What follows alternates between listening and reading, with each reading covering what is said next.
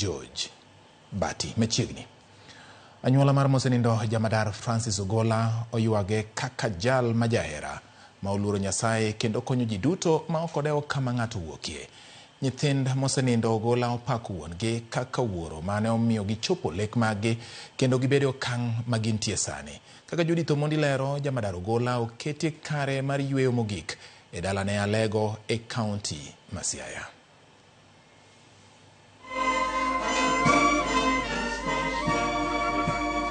Chopo kinde makoro lit dong' e ot. Mama gi nyare opadore gokgi giwegi. Lit mar paro ni adieri lo dong' e lo. Kata mwandu mag piny, kata sunga mag piny. Ringre ma osenindo jamadar Francis Ogola onindo e bur. Onindo maonge sanduku gi otembni marachar kaka ne odwaro.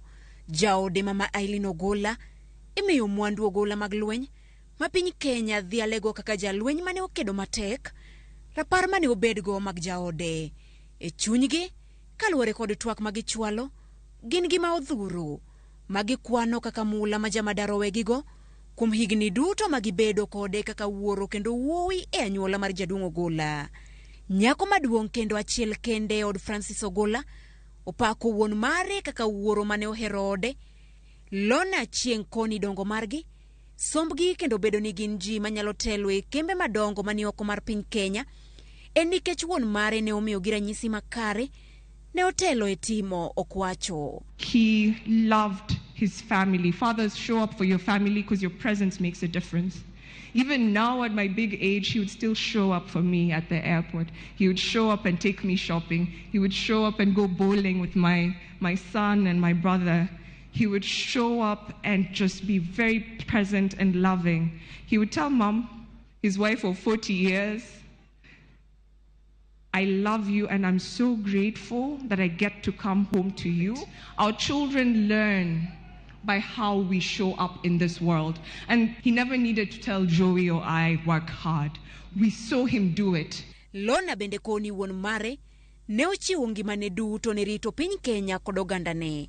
Ne okodeo ni ochako gi kanye, ne omedo idho gas mar somo kendo dhi nyaka e pinje maoko mondo yar ng'eyo mare kedo ma otho ka otimo e pachoka. In 2005, he was posted to France. My father does not speak French, or he did not at that point. He had 6 months to learn a new language from scratch. Do you know the man learned French so that he doesn't disappoint the government of Kenya, even as a junior officer? Nyithindgi ma osenindo jamadar Francis bende opuoyo kaka jamadar ne odongo wuoyi ma jaluor. Ne ohere kod jonyuolne ma oheo nyithindo mamoko kendo bang' dongo kite ne okolokore. Hera, tich matek kod ng'uono mane odongogo ne ochwale nyaka e lemo mamalo mar lweny. General was a special child in our family. In fact, our mother really loved him more than us. Who loved prayers and read the Bible severally.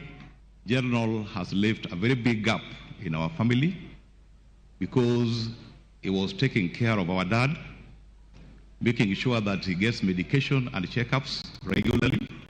Bende nyamin Francis koni ma ogik kuom dwaro adek mane Ogola okwano ka ongima en ni mondo tend lweny ma pachoka oter jaode Aileen e yweyo bang' ik mare gino magikwayo mondo mi ochop kare.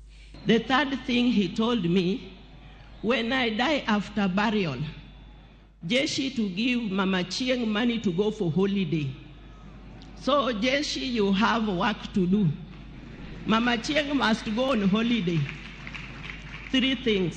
E higni 61, anyuola ne koni pod ne en gi lek mane osingo timo ne oganda Luo, kama oriwo gero skunde, ute lamo kod chwalo pi, gino ma wuode Joel Rabuku osingo chopo kare. I had an elaborate plan that in the next 2-3 years, all these primary schools you're seeing here to be fully rehabilitated. We had plans to build many more churches. We had plans for everyone to have clean water. You don't have to be a politician to make a difference to your country. Gilete chunygi, giko ne tarik 21 dwe mar Ang'wen, obedo ne gi rapar. Ringre jamadar Francis Ogola odokelo. Judith Omondi, Ramogi TV. Jolweny ma pachoka oywago jatendgi